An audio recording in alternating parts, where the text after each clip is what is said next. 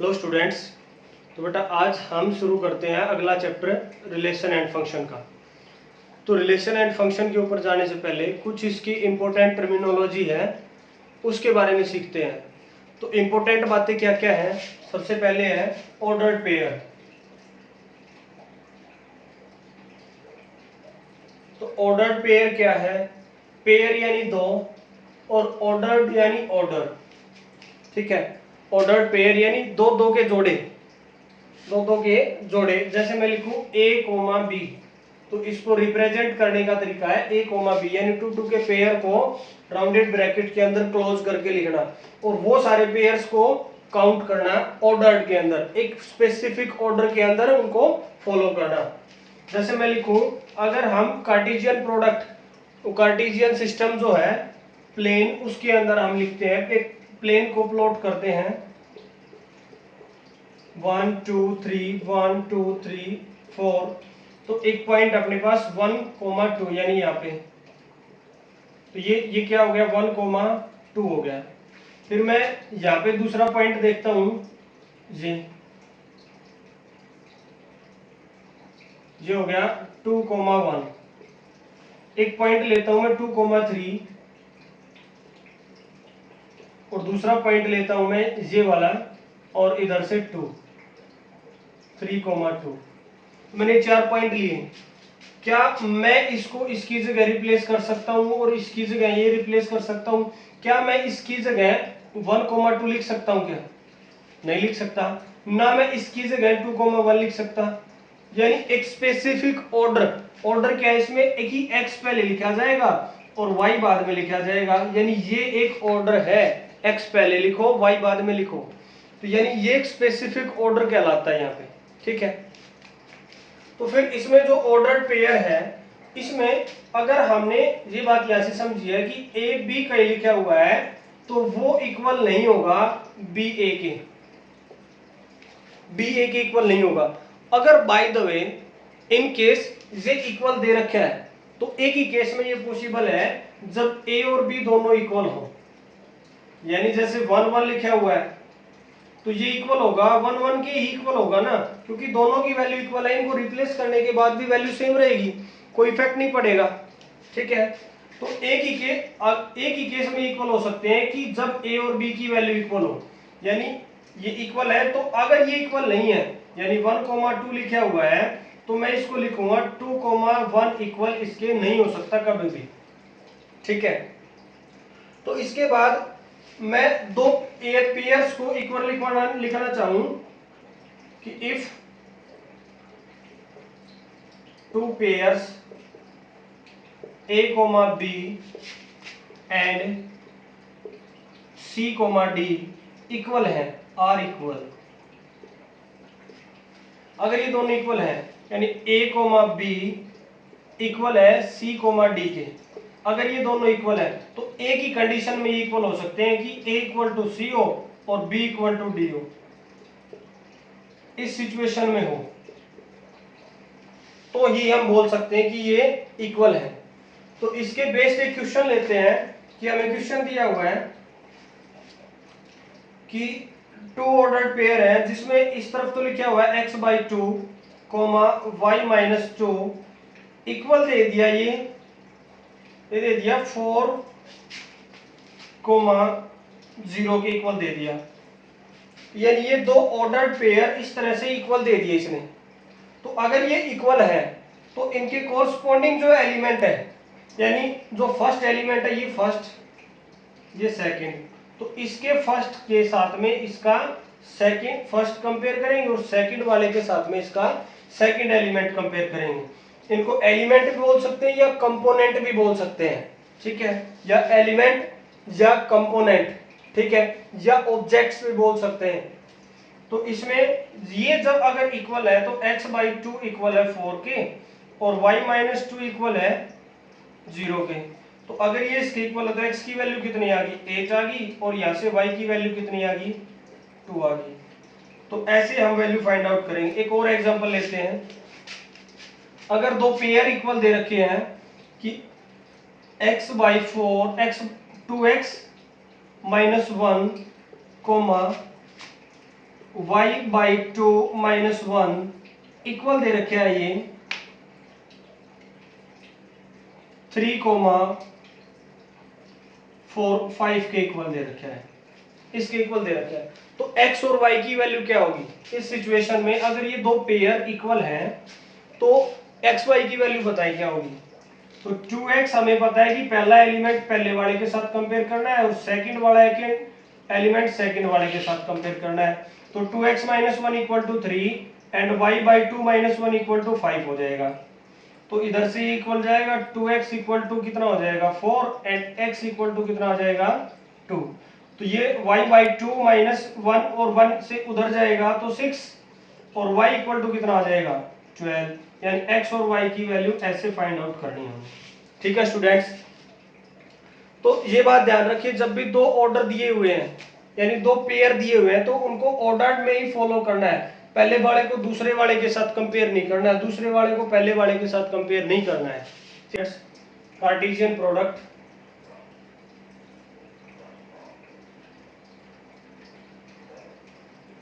तो Cartesian product क्या है पहले इसको समझते हैं कि एक सेट ये है एक सेट ये है, दो सेट है।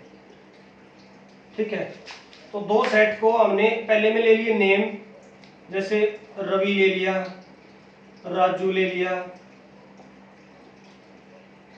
संदीप ले लिया। तो फिर दूसरे सेट में ले लिए उनके सरनेम, सरनेम जैसे एक मलिक ले लिया, एक मोर ले लिया, एक नारा ले लिया। ऐसे ये हमने एज्यूम कर लिया ये इनके सरनेम्स है। ठीक है, तो फिर इसके बाद कि रवि क्या क्या हो सकता है, रवि मलिक भी हो सकता है, अभी रवि मोर भी हो सकता है, रवि नारा भी हो सकता है। ठीक है, इन तीनों में से कुछ भी हो सकता है, यानी रवि को कंपेयर कर सकते हैं यहाँ पे रवि कोमा मलिक। दूसरा रवि भी मोर भी हो सकता है। तीसरा रवि नारा भी हो सकता है। अच्छा, फिर राजू की बारी है, राजू ये भी हो सकता है, ये भी हो सकता है और ये भी हो सकता है, तीनों हो सकता है। राजू कोमा मलिक भी हो सकता है, राजू राजू मोर भी हो सकता है, राजू नारा भी हो सकता है। फिर उसके बाद संदीप लेते हैं, तो संदीप क्या क्या हो सकता है, संदीप मलिक भी हो सकता है, संदीप मोर भी हो सकता है और संदीप नारा भी हो सकता है। यानी जब ये पॉसिबिलिटी इसकी है भाई ये नाम है ये उनके सरनेम है, यानी ये सभी हो सकते हैं, तो इनको इस फॉर्मेट में लिखना, इस फॉर्मेट के अंदर लिखना, यही इनकी कार्टेशियन प्रोडक्ट कहलाती है, यही इनकी कार्टेशियन प्रोडक्ट कहलाती है। दूसरा एग्जांपल लेता हूं मैं, जैसे मैंने एक सेट ले लिया ए कोमा बी ले लिया, दूसरा सेट ले लिया मैंने 1, 2 ले लिया, इस तरह से लिया मैंने। अगर इन दोनों सेट्स को मैं लेता हूं तो यहाँ पे ए क्रॉस बी कार्टेशियन प्रोडक्ट को इस तरह से रिप्रेजेंट करते हैं, जहां पे ये था ए क्रॉस बी, ऐसे लिखेंगे इसको। ठीक है, तो ये भी ए क्रॉस बी, तो जो पहले इसका मतलब है ए क्रॉस बी का, यानी जो पहले एलिमेंट लेना है वो ए सेट से लेना है, और जो बाद में लिखा जिसकी मल्टीप्लाई बाद में की जा रही है इसका मतलब है इसका एलिमेंट इससे उठाना है। तो पहले ए का एलिमेंट ए की 1 के साथ कंपेयर करना है, ए का 2 के साथ कंपेयर करना है, फिर बी का 1 के साथ में कोमा बी का 2 के साथ में कंपेयर करना है। तो ऐसे हमने इनको कंपैरिजन में लेके आना है। फिर अगर मैं ये कहता हूं कि बी क्रॉस ए निकालो, तो बी क्रॉस ए किसके इक्वल आ जाएगी, तो बी क्रॉस ए आ जाएगी 1 कोमा ए, 1 कोमा बी, 2 कोमा ए, 2, b। तो इनको इस कर्ली ब्रैकेट के अंदर बंद करना है और जो पेयर्स है उनको राउंडेड ब्रैकेट के अंदर बंद करना है, ये ध्यान रखना हमने, ठीक है। तो a क्रॉस b आ गया, b क्रॉस a आ गया। तो क्या इनके जो एलिमेंट्स हैं क्या वो इक्वल है? क्या जो ये एलिमेंट्स हैं क्या ये एलिमेंट इसका इक्वल है? क्या ये इसका इक्वल है? ये इसका इक्वल है? ये इसका इक्वल है? क्या कोई भी ये इसके इक्वल है? क्या इसके इसके किसी एक के भी इक्वल है? नहीं है इक्वल, क्योंकि मैंने पहले ही बता दिया था कि दो पेयर कब इक्वल होंगे, जब उनके फर्स्ट एलिमेंट को फर्स्ट एलिमेंट के साथ कंपेयर करें तो इक्वल आए, सेकंड एलिमेंट को सेकंड के साथ में कंपेयर करें तो वो भी दोनों इक्वल आए, ठीक है। तो यहाँ पे इक्वल नहीं है, बट मैंने दो जब सेट करवाया था तो उसमें एक बात बताई थी कि जब यहाँ पे एलिमेंट्स इक्वल हो, एलिमेंट इसमें 1 2 3 4 1 2 3 4, यानी यहाँ पे इसमें number of a cross b किसके इक्वल है? 4 के है, और number of b cross a किसके इक्वल है? b क्रॉस a भी 4 के इक्वल है। यानी दोनों जो सेट्स हैं a क्रॉस b और b क्रॉस a, ये भी तो एक सेट तैयार हो गया। भी चाहे वो पेयर्स में एलिमेंट हो इसके चाहे सिंगल में हो, भी सेट तो सेट होता है। इस कंप्लीट को एक मान लिया, इधर इसमें अलग अलग थे, इसमें कंप्लीट को एक मान लिया, तो है तो सेट ही ना। तो दोनों के नंबर 4 4 है। तो जब जो नंबर ऑफ एलिमेंट्स इक्वल हो तो यहाँ पे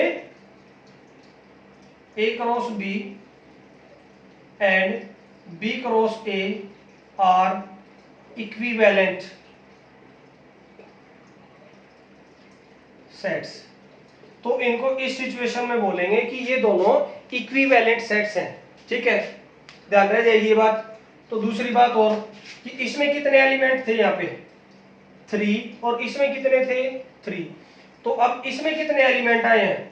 1 2 3 4 5 6 7 8 9 एलिमेंट है। यानी 3 मल्टीप्लाई 3 करने पर कितना मिल रहा है? 9 मिल रहा है यहाँ पे।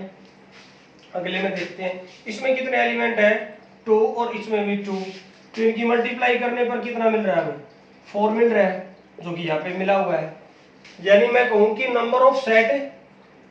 Number of element in set A अगर m है और number of elements in B n है, तो मैं कह सकता हूं कि number of elements in a cross b equal होंगे किसके?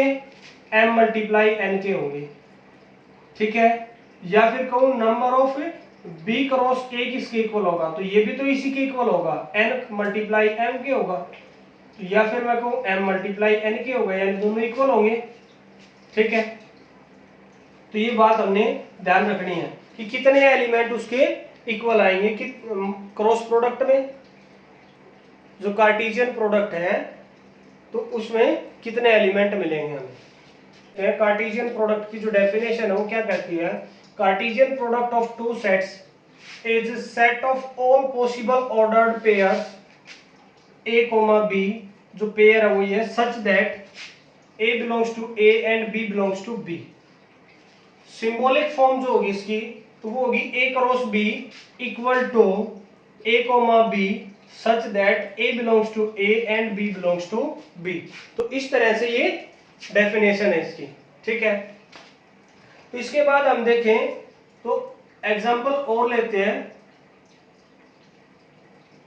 तो एग्जांपल नेक्स्ट एग्जांपल है, अगर a इक्वल टू 1, 2 है देन a क्रॉस a किसके इक्वल होगा? तो फिर ये भी तो पूछ सकता है कि a क्रॉस a किसके इक्वल है, यानी उसी सेट की उसी के साथ प्रोडक्ट कितनी होगी। तो इसकी इसी के साथ प्रोडक्ट कितनी होगी, यानी सारे एलिमेंट इसके इसी से रिलेट करते हैं। तो 1 की 1 के साथ, या फिर मैं इसको इस तरह से लिखूं कि a सेट दोबारा से लिख लो 1 2, तो 1 को 1 के साथ, फिर 1 को 2 के साथ, फिर 2 को 1 के साथ, फिर 2 को 2 के साथ, ऐसे रिलेट कर लो चाहे, ठीक है। तो यहाँ पे हम ये बात ध्यान रख सकते हैं कि a क्रॉस a का मतलब है उसी सेट की उसी के साथ कार्टेशियन प्रोडक्ट पूछ रहा है, ठीक है। फिर उसके बाद हम नेक्स्ट लें कि अगर ए बी सी 3 सेट है, फिर 2 की कार्टेशियन प्रोडक्ट तो हमने सीख ली, फिर 3 की कार्टेशियन प्रोडक्ट कैसे फाइंड आउट करेंगे।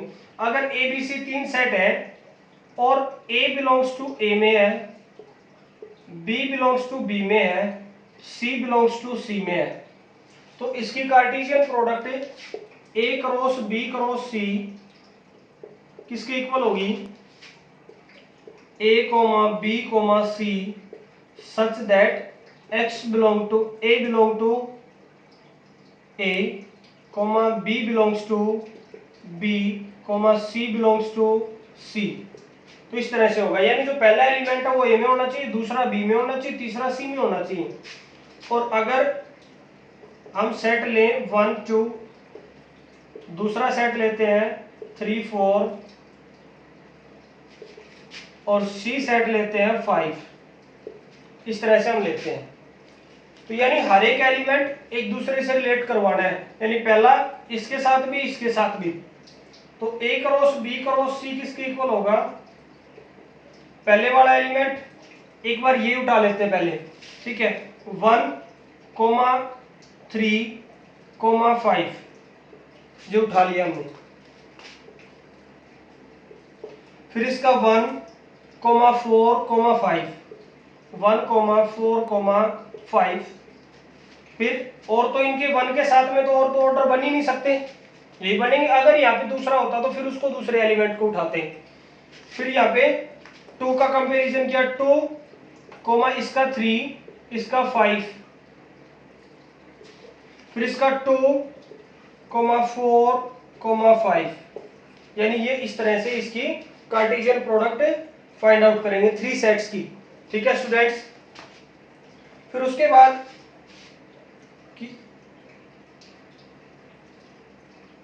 ए क्रॉस ए किसके इक्वल होगा, वो A such that A belongs to A, यानी वो उसी के अंदर उसको 3 बार लिख लेंगे हम। भी हमने 2 बार, जब 2 बार किया था 2 टाइम्स प्रोडक्ट थी उसी सेट की, तो हमने उसको 2 बार लिख के सोल्व किया था।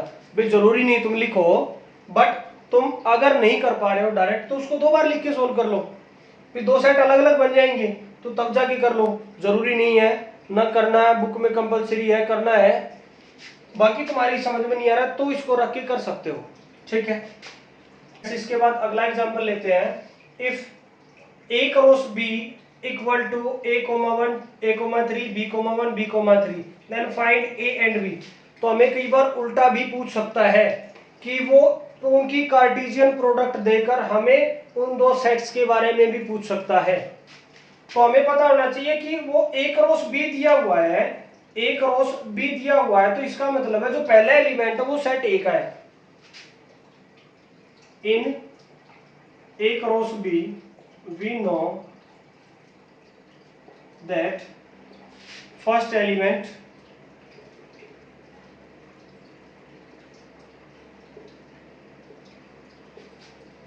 is of A and second is of B।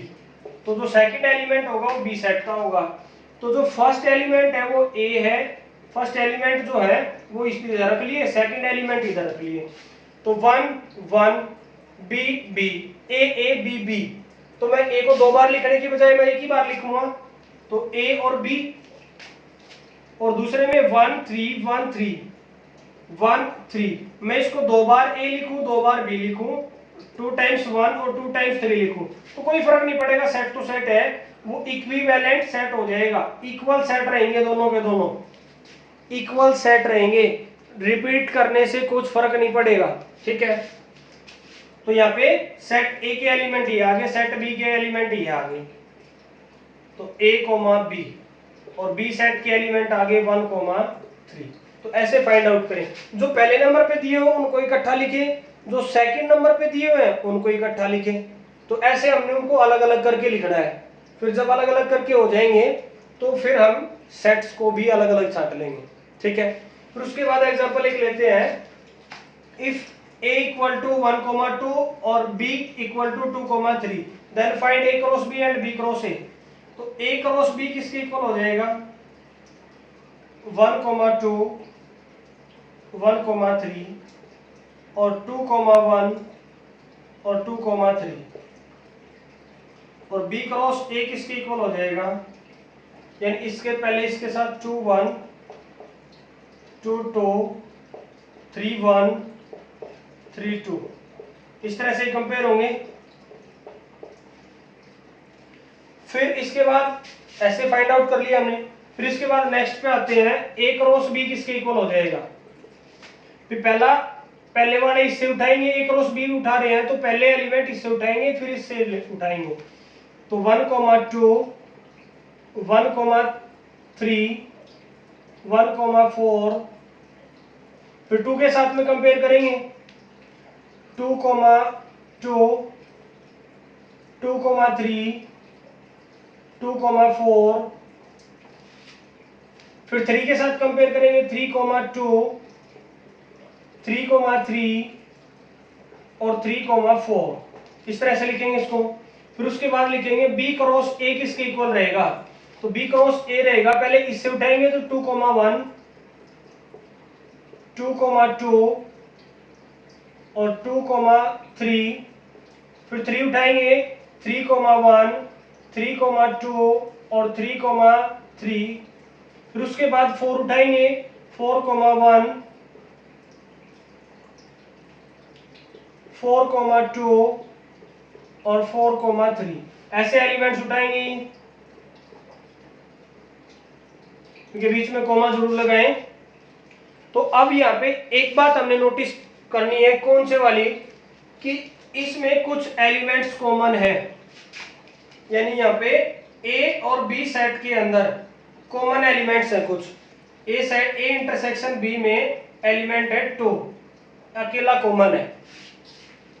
तो यहाँ पे जो A cross B intersection B cross A किसके इक्वल होगा।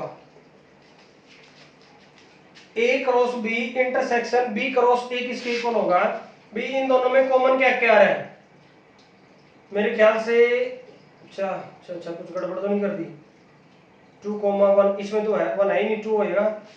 ठीक है, तो इकलौता ये जो एलिमेंट्स है ये दोनों में कॉमन है यानी 2,2।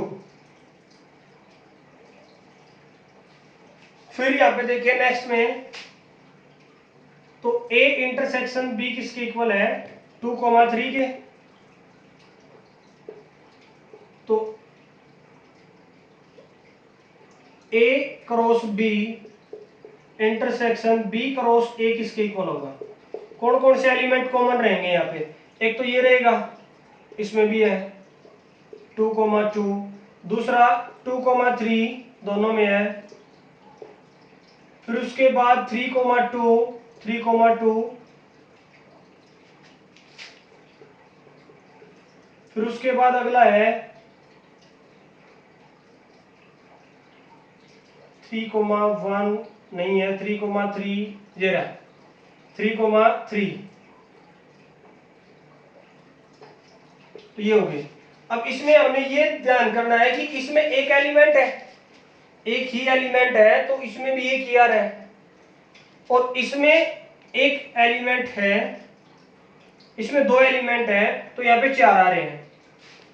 यहाँ पे एक एलिमेंट था तो 1 आ रहा है, यहाँ पे 2 एलिमेंट कॉमन है तो 4 आ रहे हैं, 4 आ रहे हैं। तो यहाँ पे 2 केस बन सकते हैं कि वो इसको उसी से मल्टीप्लाई किया जाए, उसका स्क्वायर कर दिया जाए। ठीक है, तो उसको 2 से मल्टीप्लाई किया जाए वो वाली बात तो यहाँ पे पॉसिबल है नहीं क्योंकि वो इसमें फॉलो नहीं हो रही। तो एक यहाँ पे हो सकती है कि इसमें जो number of A intersection B है जैसे 1 है इसमें, तो इसमें क्या किया गया number of A cross B intersection B cross A ये किसके इक्वल होगा, ये हो जाएगा 1 के स्क्वायर के इक्वल यानी 1 के इक्वल। तो इसमें क्या है number of A intersection B किसके इक्वल है 2 के। तो number of A cross B intersection B cross A किसके इक्वल होगा 2 के स्क्वायर के इक्वल होगा यानी 4 के इक्वल होगा। ठीक है, तो यानी ये एक रिमार्क में डाल लेते हैं, if A intersection number of A intersection B किसके इक्वल है, एम एलिमेंट्स हैं, ठीक है। तो number of A cross B intersection B cross A, ये एलिमेंट्स किसके इक्वल होंगे, एम ए स्क्वायर के इक्वल होंगे, ठीक है। कि अगर हमें ए सेट दिया हुआ है, बी सेट दिया हुआ है, सी सेट दिया हुआ है, तो इसको इसके इक्वल प्रूव करना है और इसको इसके इक्वल प्रूव करना है, ठीक है। यानी फर्स्ट हम फाइंड लेफ्ट हैंड साइड उठाएंगे, तो A cross B union C find out करेंगे। तो पहले बी यूनियन सी किसके इक्वल हो जाएगा यहाँ पे, यानी बी और सी का यूनियन, यानी जितने भी एलिमेंट है वो इकट्ठे कर दो। तो 3, 4, 5 ये हो जाएंगे। फिर हमें फाइंड आउट करना है ए क्रॉस बी यूनियन सी, तो ये किसके इक्वल होगा, ए सेट में एलिमेंट 1 2 है और इसके ये है, तो इसकी इसके साथ मल्टीप्लाई करनी है। तो 1 की 3 के साथ, फिर 1 की 4 के साथ और 1 की 5 के साथ,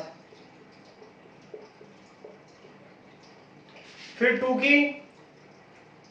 की करनी है 2 3 2 4 और 2 5,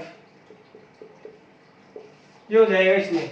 फिर हम RHS उठाते हैं, तो RH ये LHS हो गया अपना left hand side, right hand side उठाते हैं तो इसमें A क्रॉस B किसके इक्वल हो जाएगा, A क्रॉस B होगा इसकी प्रोडक्ट, तो 1, 3 1, 4, फिर 2 की, तो 2, 3 2, 4, फिर A क्रॉस C किसके इक्वल हो जाएगा, इसके साथ में, यानी 1, 5 2, 5। फिर अब इन दोनों का union A cross B union A cross C, तो ये किसके इक्वल हो जाएगा, इन सभी का यूनियन 1, 3 1, 4 2, 3 2, 4 1, 5 और 2, 5। तो यहाँ पे ऊपर देखें तो इसमें क्या है, 1, 1 है, 1, 4 है, 1, 5 है, ये रहा 2, 3 है, 2, 4 है, 2, 5 है, यानी दोनों के दोनों इक्वल है, यानी LHS इक्वल टू RHS है। यानी जो फर्स्ट केस है वो तो प्रूव हो गया। फिर उसके बाद नेक्स्ट केस उठाते हैं, नेक्स्ट केस किसके इक्वल रहेगा वो चेक करते हैं कि B इंटरसेक्शन C किसके इक्वल होगा। B इंटरसेक्शन C कुछ कॉमन है क्या, नहीं है, 5 के इक्वल हो जाएगा, कुछ भी कॉमन नहीं है, यानी 5 के इक्वल हो गया।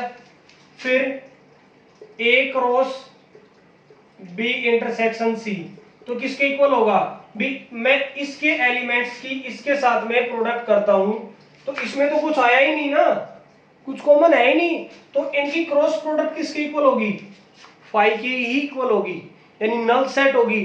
प्रोडक्ट तो कर ही नहीं सकते, कोई एलिमेंट है ही नहीं, तो प्रोडक्ट करेंगे किसके साथ में, ठीक है। अब ये तो LHS आ गई। फिर RHS में A क्रॉस B किसके इक्वल रहेगा, A क्रॉस B 1, 3 1, 4 2, 3 2, 4 इसके इक्वल रहेगा ही। फिर A क्रॉस C किसके इक्वल रहेगा, इसके साथ में, तो 1, 5 और 2, 5। तो अब A cross B intersection A cross C किसके इक्वल हो जाएगा, क्या अब इन दोनों में कॉमन आ रहा है, कुछ नहीं आ रहा है, यानी 5, तो एक नल सेट यहाँ पे तैयार हो जाएगा।